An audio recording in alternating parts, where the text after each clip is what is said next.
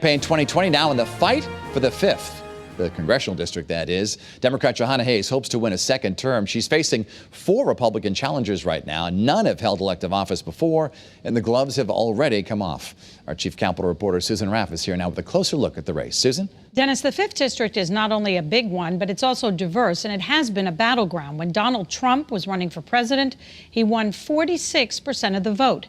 One GOP challenger calls Hayes a socialist. She says she's focused on the issues.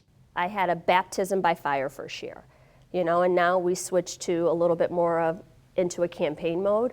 It was quite a year, a government shutdown and impeachment hearings.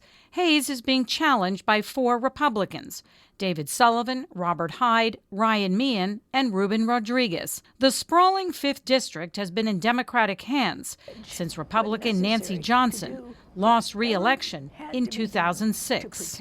But if you're going to be a Democrat, socialist, or progressive, just own up to it. David Sullivan, a former federal prosecutor, says Hayes has taken $35,000 in donations from New York Congresswoman Alexandria Ocasio-Cortez, a darling of the left, and supports Medicare for all. All these policies and programs that they're trying to implement or suggesting, Connecticut taxpayers can't afford it and the American people can't afford it.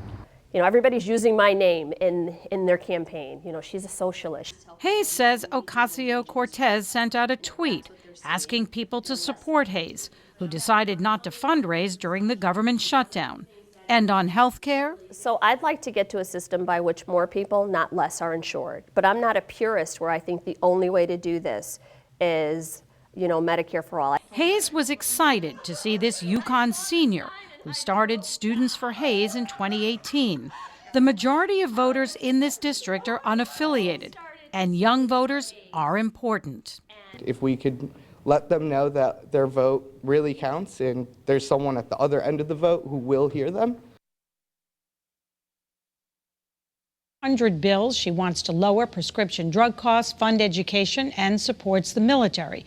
Her Republican challengers face off in the state Republican convention in May and possibly a primary.